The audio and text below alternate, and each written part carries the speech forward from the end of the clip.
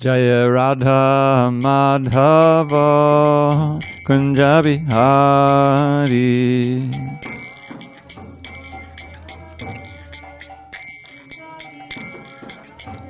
Jaya Radha Madhava Kunja Bihari.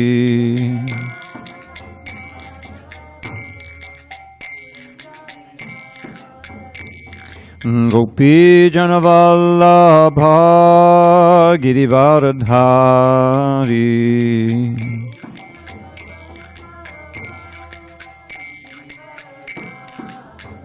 Jaya Gopi Janavallabha Girivaradhari.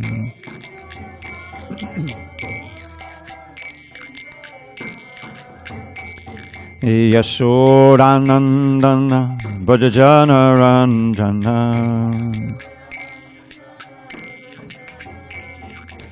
Yashodanandana Bhajajana Ranjana.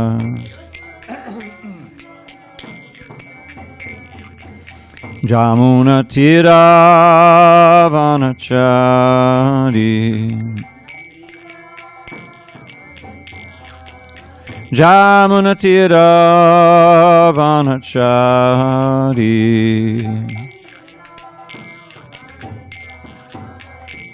Jaya Radha Madhava Kunja Bihari.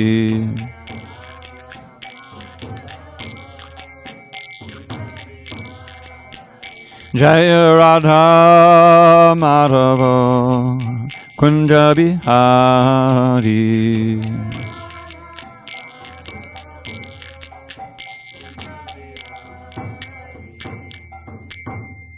Jai Mr. Pad Paramahansa, Padurjacharya, Ashtotar to the Sri Srimad's Divine Grace, Srila A.C. Bhaktivedanta Swami Prabhupada ki Jai. ISKCON BBT Founder Acharya Srila Prabhupada ki Jai. Jai Om Vishnupad Paramahansa, Padurjacharya, Ashtotar to the Sri Srimad's Divine Grace, Srila Bhakti Siddhanta Saraswati Thakur ki Jai. Ananta Koti Vaishnava ki Jai. Namacharya Srila Haridas Thakur ki Jai. Srimad Bhagavad Gita ki Jai. Samaveda Bhaktivinoda ki Jai. All glories to the assembled devotees. All glories to the assembled devotees. All glories to the assembled devotees. All glory to Sri Guru and Gauranga. Okay. Tapas, you there? What, 38? Hare Krishna. Oh, Vijay, you know the number, the text? Yes, Tapas Prabhu is asking us to tell you that it is 1838. 1838, that's what I saw. Thank you. You're welcome, Prabhu. Om Namo Bhagavate Vasudevaya. Om Namo Bhagavate Vasudevaya. Om Namo Bhagavate Vasudevaya.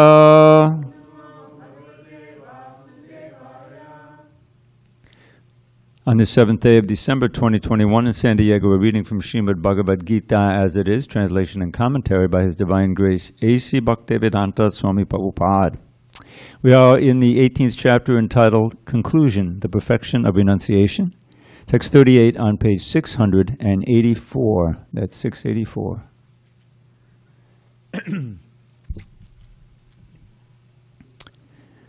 684. 1838. Vishayendriya Sangyogad Yattad Agre Amritopamam Pariname Vishamiva Tat Sukham Rajasam Smritam Vishayendriya Sangyogad Yatad Agre Mitopamam Pariname Vishamiva Tat Sukham Rajasam Smritam Vishayendriya Sanyogat Yattadagre Mitopamam Pariname Vishamiva Tatsukham Rajasang Smritam Vishayendriya Sanyogat Yattadagre Mitopamam Pariname Vishamiva Tatsukham Rajasam Smritam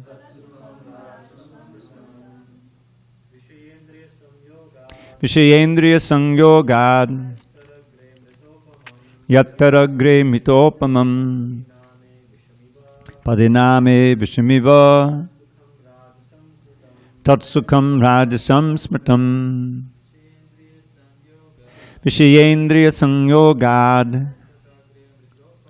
Yattadagre Mitopamam Pariname Vishamiva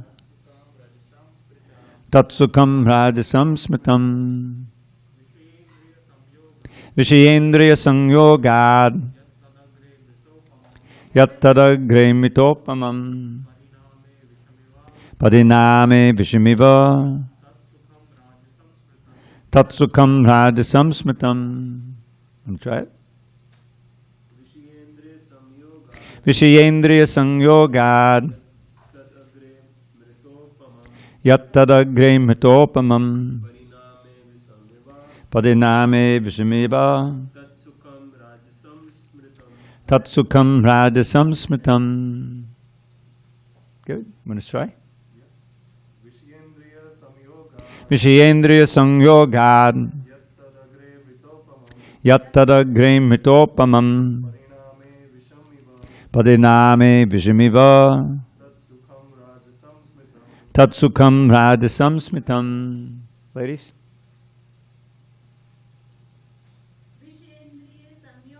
Vishayendriya Sanyogat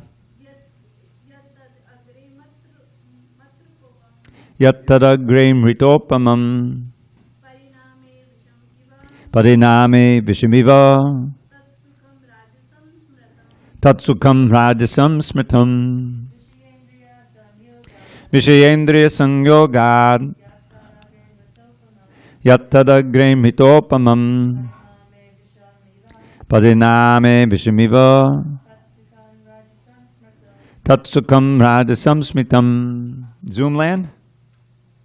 Vishayendriya Sanyogat Vishayendriya Sanyogat Yattadagre Mitopamam Yattadagre Mitopamam Pariname Vishamiva Pariname Vishamiva Tatsukham Rajasam Smritam. Tatsukham Rajasam Smritam.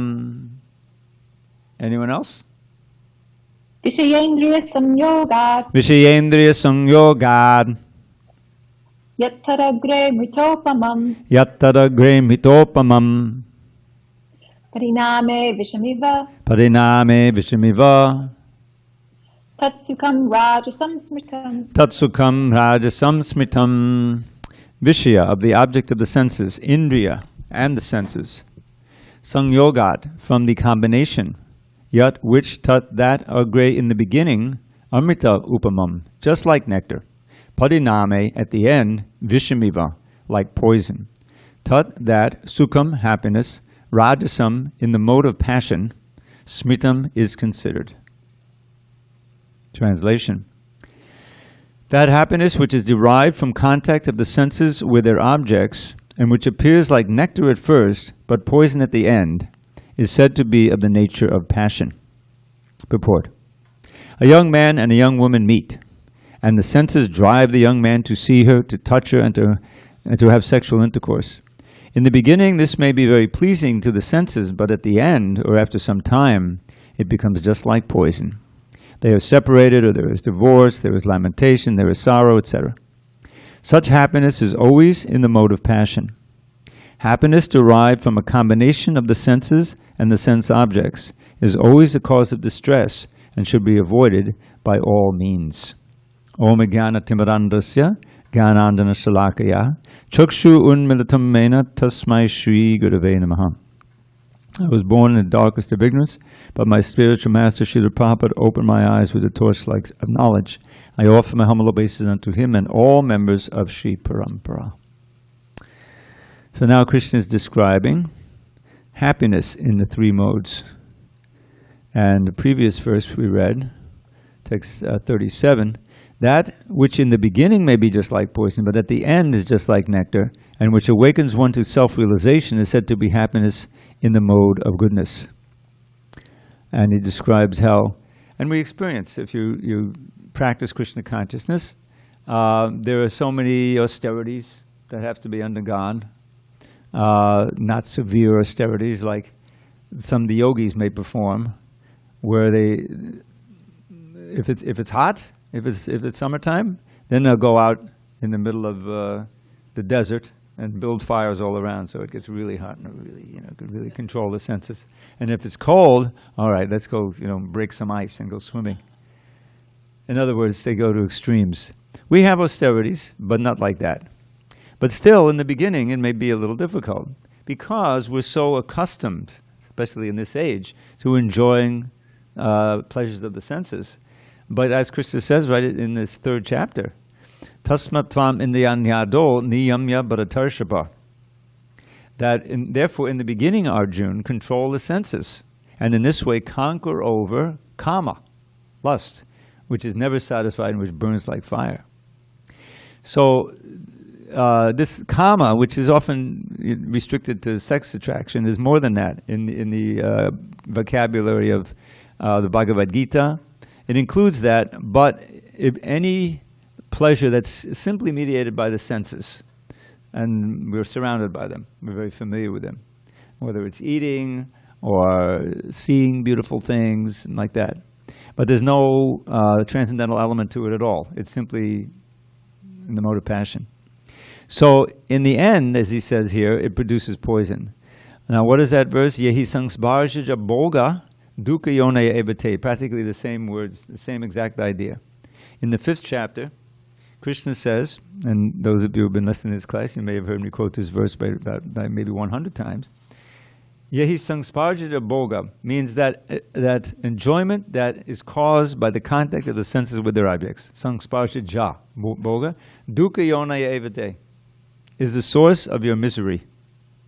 And adyantabantak, it has a beginning and an end. Now that itself is a misery. You're enjoying, but it comes to an end. And so what's left? Your memory, your hankering to do it again, you see. But the senses are material. Obviously, eventually they burn out. And if you try to enjoy them too much, then the senses themselves become a cause of misery, right? So this is what described here that we just read. That happiness or pleasure, say, in the mode of passion, may be like nectar in the beginning, but in the end, it's just like poison. And for instance, someone had no discrimination about what to eat, just whatever tastes good. And those who produce these engineered foods, processed food, they've got it down to a science. How to use the combinations of sugar and salt and oil in order to attract your taste buds. So it tastes good. It tastes so good that you eat the whole bag of chips or something, right? And soon why not? No one told you not to. I can afford it. Let me get another bag. And before long, you have health problems. You're obese, and it can come down to diabetes. And we have, close experience about how difficult that is. Go on for years, so much suffering, just because you couldn't control the senses. Now, if you're used to eating prasadam, it's also possible to overindulge. We know that, but the understanding is that at a certain point you should eat moderate amounts with the consciousness of this is offered to Krishna. It's a sacrament. It's not just for my pleasure. Krishna's enjoyed this already. I'm just taking the remnants. So it becomes a whole different experience. It's a transcendental experience. So that pleasure, this transcendental pleasure of taking prasadam, can occur. Even if you just take a little bit, you take a tulsi leaf. You can go into ecstasy from that if you're in high consciousness. And it doesn't ever become poison. It always becomes nectar. So this is these verses we practically have personal realization of. Now the interesting thing is the one in the mode of goodness.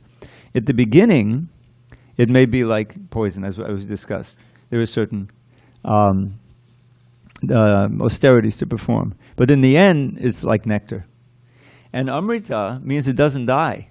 That's what Amrita means. That if you're really tasting the nectar of Krishna consciousness, it doesn't have to end. It doesn't end with death.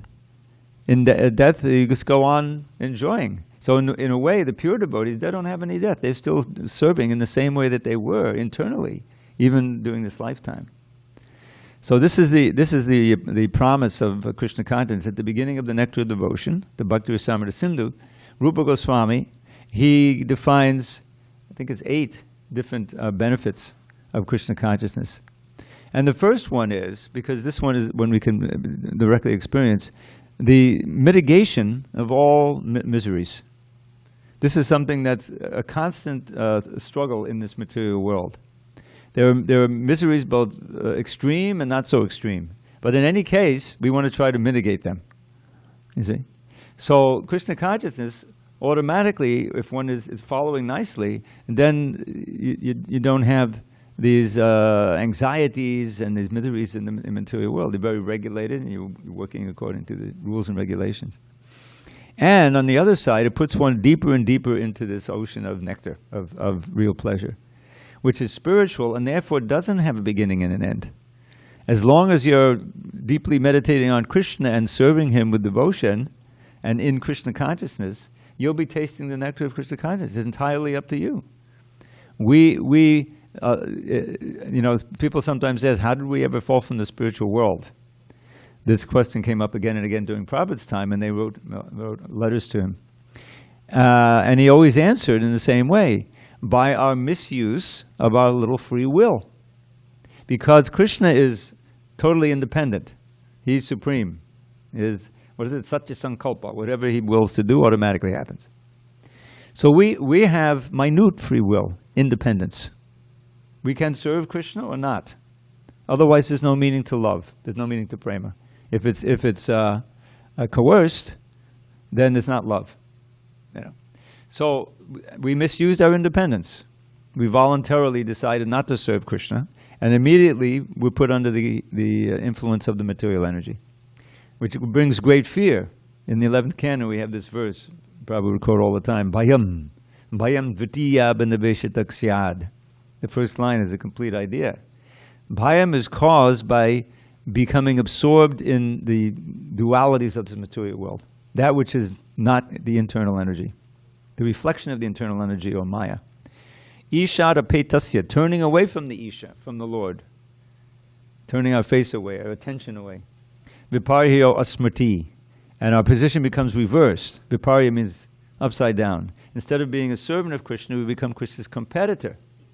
And asmrti, we forget everything. We forget our real identity, we forget Krishna's spiritual world, and we're absorbed life after life in the dualities of this material world. Asmrti, Bhayam dvati yabanavisad, ishara petasi viparyo asmrti, tanmayato, by the influence of Maya, Krishna's Maya energy, illusory energy. Buddha, keyword, one has to be intelligent. Abhajetam, and worship that same Lord that we long ago turned away from. Abhajetam, bhakti-aikayesham, how? With one-pointed pure devotion, unmixed by material desire. And seeing one's guru as one's very self and worshipable Lord. That's the sakshat dharittvena samasta shastra. So this is the way of curing ourselves from our addiction and our absorption in this material happiness, in the modes of passion and ignorance, and even the mode of material goodness. And learning to take pleasure in our constitutional position of serving Krishna. And that's really what Krishna consciousness is all about. And I'd like to cite a verse that many of you have heard before, who have heard my classes, but otherwise you haven't heard this verse. Even if you listen to any class in ISKCON, I doubt very much that anyone quotes this verse. Because it's in the 87th chapter, and it's a long chapter. That's the prayers of personified Vedas. And, but it says, everything that I just said, it kind of summarized. Tvadanupatam. So here's the personified Vedas praying to Mahavishnu before the creation. So one of them says, Tvadanupatam kulaimi damatma surit priyavat. Chadatiton maketuhi te priyatmanicha. Napatadamantaho asadupasanaya mahano. Yadanushaya brahme urubaye kusharira britaha. Ubaye, that word baya appears again here at the end, the last line. So the first line says, my dear Lord, the human form of life, is perfectly suited to serving you. Kalayam. Other lower forms, you can't. And if one uses one's body, gross and subtle, mind, intelligence, senses, everything, in serving you, then the body becomes one's best friend, because it's a paraphernalia for serving the Lord. It facilitates serving, even with this body, right? The ears, everything can be used. Atma Surit Priyavat, and very dear. And for you, on your side, as the super soul, you're guiding such a soul, and you're in how to serve, both internally and externally through the guru and through the shastra and through the sadhus, like that. So everything is harmonious. But then he says, alas, nabadatamantaho asadupasanayatmahana. Those who do not take their pleasure in serving you must try to find their pleasure, as we're reading, in these lower kinds of happiness. And to do that, asadupasanaya. This is such an illuminating phrase. Asadupa means they worship the impermanent. It's like in the Bible, it's like worshiping mammon. Yeah. So their attention is on matter and how we can exploit it and enjoy. Asadupa. And that results in atmahano, virtual suicide for the soul, spiritual suicide. You can't kill the soul, but you can prolong your stay here for millions of years. And then instead of having this, human body, which is so suitable and fortunate, which can serve Krishna, you wander around trying to fulfill these material desires and getting lower bodies, which are full of, cause so much fear and difficulty. And the last word is ubare kushade. What is it? Yadanushya bhaman. Nabatadamantaho asadupasanaya mahano yanushye bamantu rubaye kushadira brita. And kushadira means bad bodies, and brita, bearing the burden. We're all bearing the burden of these physical bodies. We actually have spiritual bodies, which are free of all of the difficulties of the material bodies. But now they're covered. We have to discover that. So this is a wonderful verse, and my old friend Gopi Puranadana Prabhu, he has wonderfully explained the verse, given the purport. He wrote the last 10 chapters of the 10th canto. And so many of our acharyas have spoken on these verses, a very important chapter. If you read the Krishna book, Prabhupada's Krishna book, it's a huge chapter in the Krishna book. So this is the choice we've been given. Not, try to enjoy happiness in the mode of ignorance or passion or even material goodness, but go for that happiness, real happiness and bliss that's available in the soul contacting the Supreme Soul through the medium of bhakti, loving devotion. And that's the alternative. And that will all become clear in a few verses as we approach the end of this chapter and the end of the book. Any questions, comments on this verse? Hare Krishna. Haribol. Go ahead. Haribol, Prabhu. Yes, thank you very much, Prabhu. The synonym is Iva, like poison. And then in the translation I find, but poison at the end. And in the purport I find, is always a cause of distress. So, Prabhu, my question is, in what measure happiness in the mood of passion is capable of forcing a person to commit suicide? Is it that this kind of poison can kill you in such a way, can invite you to commit suicide? Well, the poison, this is the happiness derived, this is the happiness in the mode of passion, right? It's 38? Yes. Next word first, but poison at the end. and said to be passion. It's happiness in the mode of passion. Happiness derived from common causes is always a cause of distress and should be avoided by all means. Well, I'm not sure of your question. I mean, at the beginning, it seems to be nectar, but in the end, we should know that it's going to produce distress. My question is it possible, is it that the happiness in the mood of passion, which is like nectar in the beginning and poison at the end, is it that the poison at the end can invite you or force you to commit suicide? Oh, can it be so severe that you want to commit suicide? Yes. Surely. Yes, that is my question. Yes, that's unfortunately that happens. You know, the distress can be so extreme that you want to commit suicide. But at that point, you're in the mode of ignorance. In other words, there's no, you know, it's not like I'm in the mode of passion and I'm always going to be in the mode of passion. No, you can easily devolve into the mode of ignorance. That's the dangers. As soon as you start enjoying, you detach yourself from Krishna, then you're in the ocean of modes of nature. And you can easily be covered and go down from even goodness to passion to ignorance. And so it's not a secure position. The only one that's secure is actually Shuddha Sattva. Not even Sattva, but Shuddha Sattva, pure goodness. That's like Brahma Bhuta platform. That's why it's a platform, you know. But once you're in the ocean of the modes of nature, there's no platform. You know, you're rolling up, and they have to struggle to get back up to the mode of goodness. So we want to. So Krishna consciousness systematically trains us to rise to the mode of goodness, you know, and on that basis to come to the mode of pure goodness. And it's just like, you know, anyone who's been in Krishna consciousness a little bit, you know, you have a kirtan. Oh, that was so much bliss, you know. But then it doesn't say, oh, now it's over. Now I'm in complete misery. No, you're still recalling it. You know, you're just back to your own kind of, you know, neutral self with a nice, jolly atmosphere, and you don't have to sink down. It doesn't happen. But material happiness does that. The senses have their limits. The mind has its limits. You know, your karma can take you into a situation. All of your arrangements for happiness, which are very fragile, can be ruined. We all experience that. It doesn't last.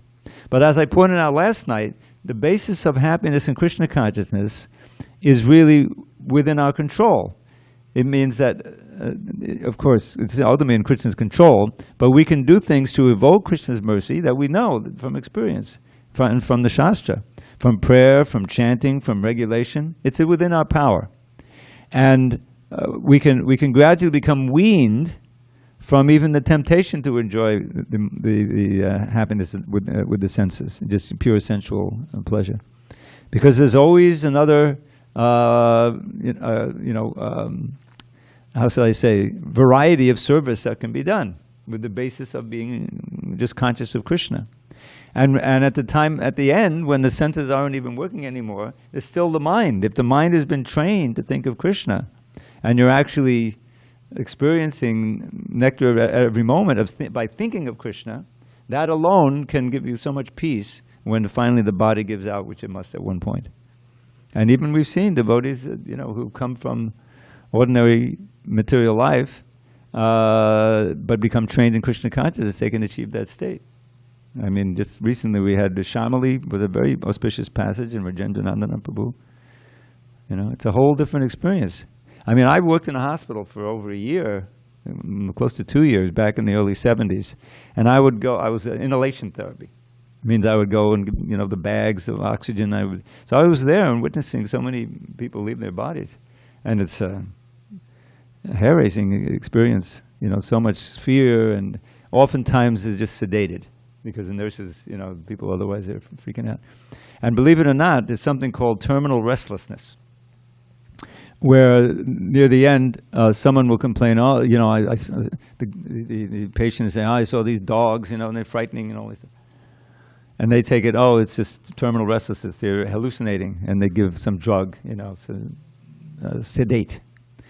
But we understand that could be the first exploration of the vision. The Yamaduta is coming to take the the person out, jank him out of the body and take him for judgment. It's right there, 6th canto. It's for real. And we're coming on in the 5th canto, we're working our way through in the beginning, but when we get to the end, there's a description of like 30 hells, different varieties of hells. I remember when I first read that, I was thinking of my days in New York. I used to visit New York, sometimes go to a restaurant, and you'd see in the windows they would have the poor lobster, in a fish tank, live lobster, and the whole idea is that this live lobster, we can boil them up for you, live. I never was attracted to lobster, even when I was a complete atheist. God. But there's a hell for that. You get boiled yourself. So what happened to that happiness in the mode of passion when you're eating that lobster? A little while later, you're the lobster. It's like it's poison at the end. Yeah. So all the things you feel, so thankful. Samsara dava nanali loka tranaya. The first thing we utter at the morning program is the Guru Vashtaka, 8 verses about the Guru. We sing in Mangalarti. So the very first line, and those who attend regularly, we should really know the meaning of every word. So it said the whole world is burning in the fire of samsara, birth, old age, disease, and death. Samsara dava nanali loka. Lida means suffering.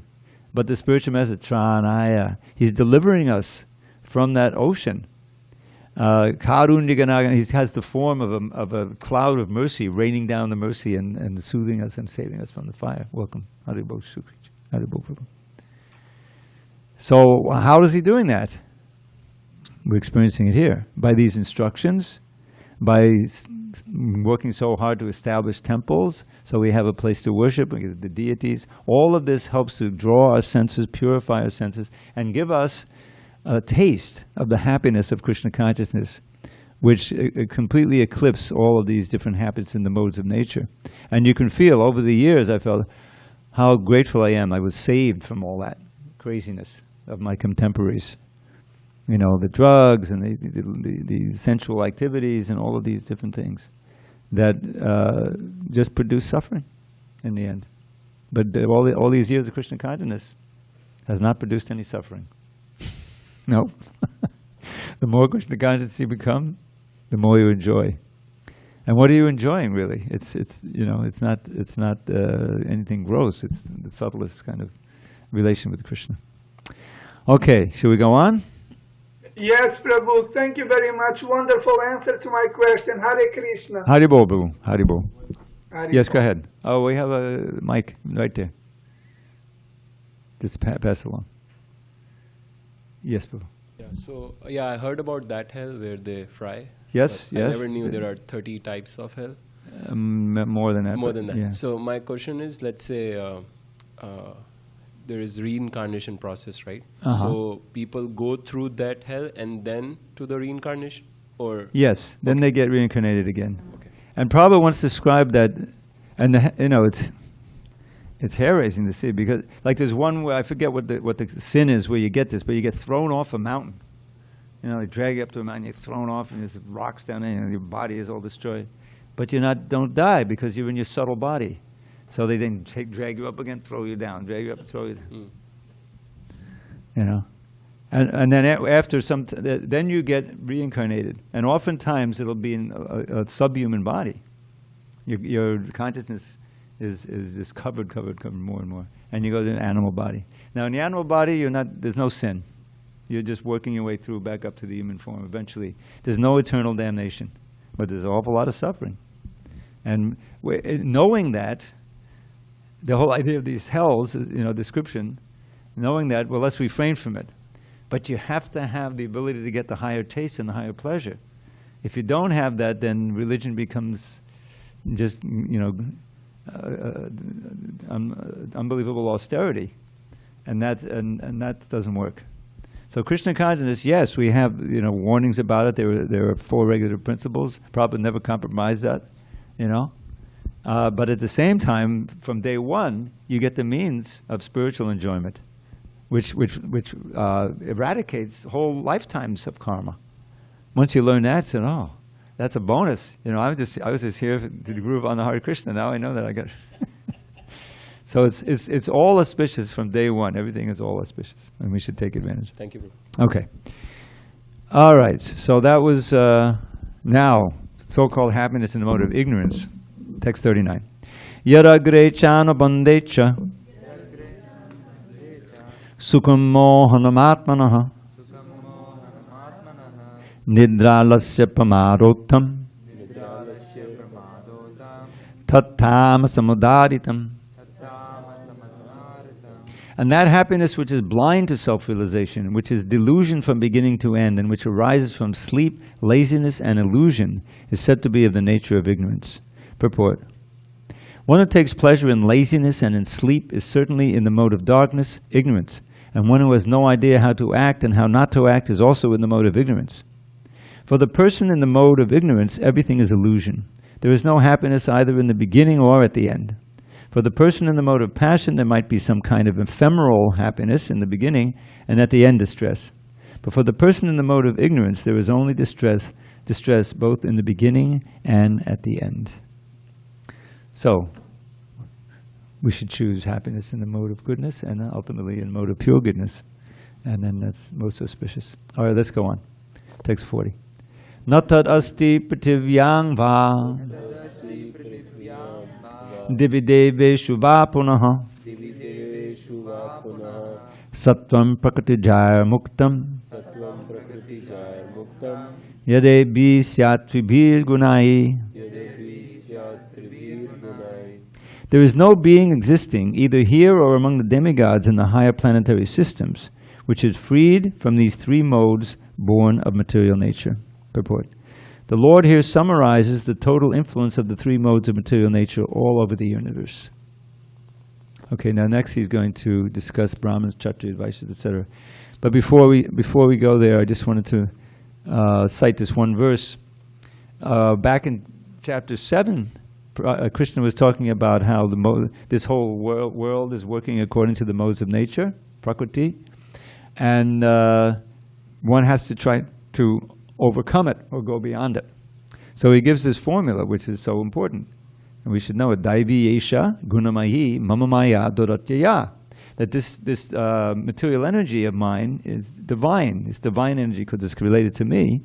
Mama Maya, it's my Maya. She works under my instruction, and it's extremely difficult to cross beyond. In fact, impossible on one's own. But there's one way of doing it. By surrendering unto me, one can easily cross beyond it. So this is an invitation Krishna is giving. Just surrender unto me, or more specifically and practically unto my representative, who will teach you how to connect with me and surrender to me. And you can cross beyond the control of Maya. Otherwise you're in the clutches. And that's because Maya, Devi, she's an expansion of Yoga Maya. This Mahamaya is an expansion of Yoga Maya. And Yoga Maya also covers Krishna's divinity, but not Krishna himself, so that you can have a more intimate relationship with him. Just as Mother Yashoda. Mother Yashoda doesn't know that her little boy is God, right? She once had an incident, actually it happened twice, where his friends, led by Balaram, accused little baby Krishna of eating earth, which a lot of babies do, right? So Mother Yashoda was very concerned that he might get sick, you know. So, You've eaten earth? He said, no, my brother's lying. We had an argument and now he's lying about it. So let me see, you know, show me. So he opens his mouth, and inside suddenly she sees the whole universe, and she sees the threefold modes of nature. She sees the whole creation in there, universal form. And then it's described in the Krishna book, and that she then thought, oh, I was thinking this is my little child, and that he's the son of Nanda Maharaj, and now I understand he's the Supreme Personality of Godhead, you know. So before she got too far down that road, he covered her over again with Yoga Maya so that she could think of him just as a little boy, you know, dependent on him, right? So that's Yoga Maya. Yoga Maya means she covers Krishna's divinity so that we can have a more intimate relationship with him. And that's true for the cowherd boys, cowherd girls, everyone in Vrindavan. In much more exalted position even than Vaikuntha, where everyone knows Narayan is God, you know, and we worship him and we revere, you know, him like that. So here Krishna is saying that Durga or Mahamaya is also my servant, and that's my Maya, Daiviyesha Gunamayi Mama Maya Duratya. And Prabhupada explains in the purport that one of the meanings of guna, which we've been just reading about, different modes of nature, is rope. So if you're bound up tightly with ropes, you can't get out. So you need someone who's unbound who can untie, and that unbound person is the guru, someone who's already transcended, and who can out of his mercy give us instruction and give us the means to realize the instruction and help us and be the connection to Krishna. So that's how we can escape from these temptation to try to enjoy happiness in these different modes. And this mode of ignorance is just, I mean, you're taking shelter of ignorance, trying to solve your problems by sleeping or covering your kind of some intoxication. You know, why are there so many bars here on Garden Avenue? Because people don't want to face the reality of their lives, you know, and they're thinking that will help them. You know, for a little while you can forget how miserable you are. It's really tragic, you know. But we want to keep our consciousness clear, become super conscious. Prabhupada talks about super consciousness in the third canto. I mean, it's as clear as possible, so that we can, you know, think of Krishna and reject Maya. Okay, so 8 o'clock. All right, let's go on. There's really few purports now. Prabhupada is getting to the end of the book. I think he's, let's just move along. Okay, Brahman Kshatriya Vaishya. Brahmana Kshatriya Visham Shudranam Chaparantapa Karmani Pravibhaktani Swabhava Prabhavargunai. Brahmins, Kshatriyas, Vaishyas, and Shudras are distinguished by the qualities born of their own natures in accordance with the material modes, O chastiser of the enemy. Shamon damastapak shaucham chantirarjanamevacha jnanam vijnanam astikyam brahma karma swabhavajam. Peacefulness, self-control, austerity, purity, tolerance, honesty, knowledge, wisdom, and religiousness. These are the natural qualities by which the Brahmins work. Shalyam tejo dvitir dakshyam yuddhe chapya palayanam dhanam ishvara bhavascha Chatram karma svabhavajam. Heroism, power, determination, resourcefulness, courage in battle, generosity, and leadership are the natural qualities of work for the Kshatriyas.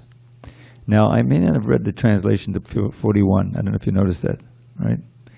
I'm going to read it. Brahmins, Kshatriyas, Vaishyas, and Shudras are distinguished by the qualities born of their own natures in accordance with the material modes or chastiser of the enemy. Maybe I did read it. 44. Kushigo rakshavanijam Vaishyakarma swabhavajam Paricharyatmakam karma Shudrasyapi swabhavajam. Farming, cow protection, and business are the natural work for the Vaishyas. And for the Shudras, there are labor and service to others. Sve sve karman yabaditak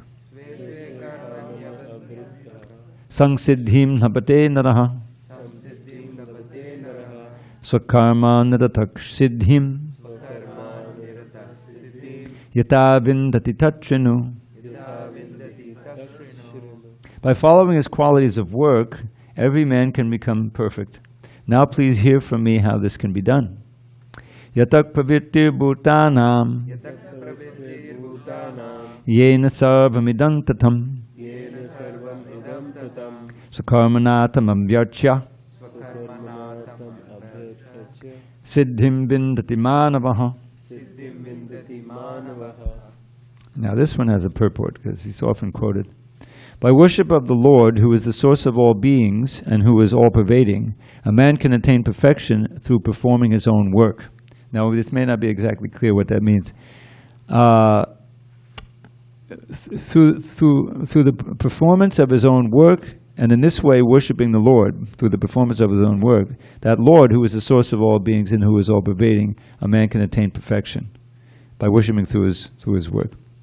Purport, as stated in the 15th chapter, all living beings are fragmental parts and parcels of the Supreme Lord. Thus the Supreme Lord is the beginning of all living entities. This is confirmed in the Vedanta Sutra. Janmad yasya yataha.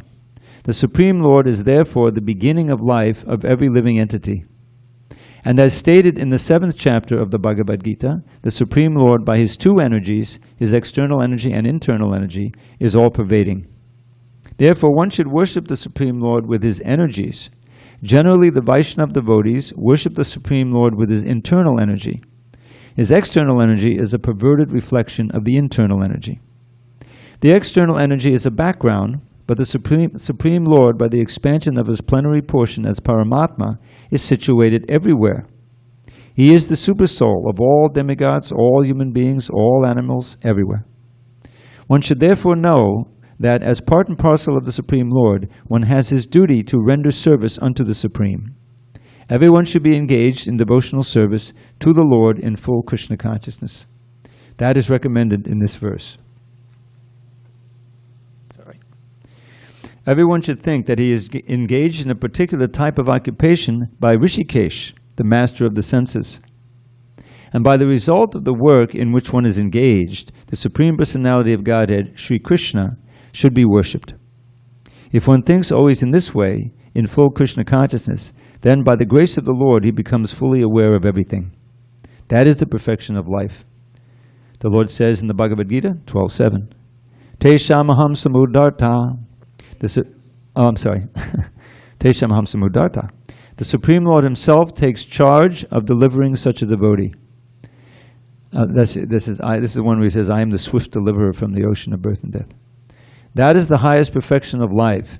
In whatever occupation one may be engaged, if he serves the Supreme Lord, he will achieve the highest perfection. So this is often quoted, this last verse here. All of these qualities of the Brahmins, Kshatriyas, Vaishyas, and Shudras, we should know what they are. And first of all, even if they're not called Brahmins, Vaishyas, and Shudras, every society naturally has these divisions of people. Those who are what we call intellectuals, who work with their brains so often, and professors and whatever, And they're meant to be the head of society. They're meant to guide the Kshatriyas. The Kshatriyas being the charismatic leaders or military, managers, good managers, but not business managers, political. And then there's the Vaishyas, who are either farmers and agriculturists or business. They do, some kind of business, or bankers even like that. And then there's the Shudras, the manual laborers, which I think is the largest class. And they work well with their hands. They're meant to serve the upper classes. So it only works when Krishna's in the center. Otherwise, the lower classes are never satisfied. And you get extremes like multi-billionaires. It's obscene that someone has $100 billion, $50 billion, and $1 billion. You imagine how many temples could be built for that? How many books could be printed? But it's Krishna's energy. It's all his energy being misused. So that's not Vaishya, that's just criminal. So it's explained in the second chapter, first canto. What is that? Yeah, atak pumbir dvida shrestha varnashrama vibhagasha swanustitasya dharmasya sangsiddhi haritoshanam. The perfection of the varna and the ashram system. Here it says, dvida shrestha. He's addressing the best of the Brahmins, this Sutta Goswami in the Naimisharanya.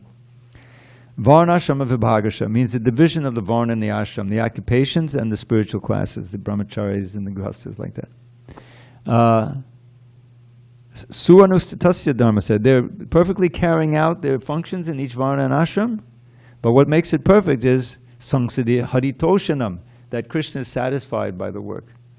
And when Krishna is satisfied, then everyone's satisfied, even the Shudras. They can also join in the kirtan, you know.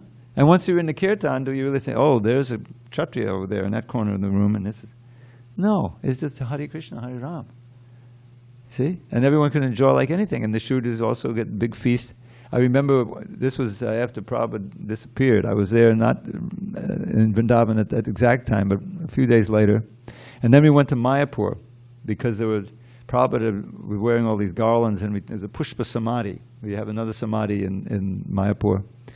Beautiful building built by Ambarish Prabhu. And so we went and put those in the ground, and then there was a big feast that for anyone who wanted to come. They have a place there. It's like an airplane hangar, and they invite hundreds and hundreds of mostly poor peasants, farmers to come. Anyone who wants to come, they can. You know. So usually they come, and we hand out simple kitri and this and that. They're very thankful for that, poppers and kitri, you know. But this was like a full-on feast. It probably disappeared, a celebration, you know. And I was watching, and here these simple villagers come, and here's, you know, the samosas, and there's the pakoras, and there's the halva, and there's these fancy sabjis, you know, and they were all like in ecstasy. That probably had never tasted that in their lives, you know. So it was a wonderful experience to see that. And there's, you know, because of the devotion, the devotees were happy to give it out. They were happy to take it, and it's all offered to Krishna, and everyone gets. And so the most simple can be fully satisfied in Krishna consciousness. But if Krishna is not in the center, then the higher classes try to exploit the lower classes, and it becomes corrupted. That's the idea. So one really quickly, and then we have to adjourn. This verse 46, and Prabhupada gives a nice purport here. The whole idea is that through your occupation, whatever it may be, you find a way to worship Krishna. The fruits of the activity, a portion of your salary, whatever it is, you give for spreading Krishna consciousness. And if Krishna is the center, then you're following this, swakarmana tamabhyarcha. Literally, with your own work, you're worshiping the Lord. That's siddhim. You'll enjoy siddhim, manava. So this society is moving on that platform. People have so many occupations, but we meet together. We have the festivals, the Rath Yatra, the Sunday feast. Come together. We're all one, worshiping Krishna. We see each other as spirit souls, and everyone, you know, they have nice prasadam and so forth. And in this way, the differences are broken down. We all see ourselves as servants of Krishna, as spirit, and that in that way we make progress through our work to worship Krishna. Okay, there's not really much time. Any final comment? Okay, we'll adjourn. Dravida Prabhu? Haribol. Prabhu, we are already, almost at the end of the book. Is it that these Bhagavad Gita classes, after the end of the book, will go on from the beginning of the book until the end again? You haven't been here long enough to see that. We've been around and around about 10 times since I got here. Yes, we go back to the preface and start reading again. Ever fresh. Okay, Prabhu, wonderful. Don't give Thank up. you very much. Don't give up on us. Haribol. Oh, of course not. All glories to Krishna. Srila Prabhupada. Haribol.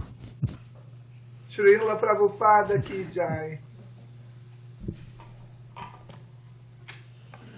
Hare Krishna.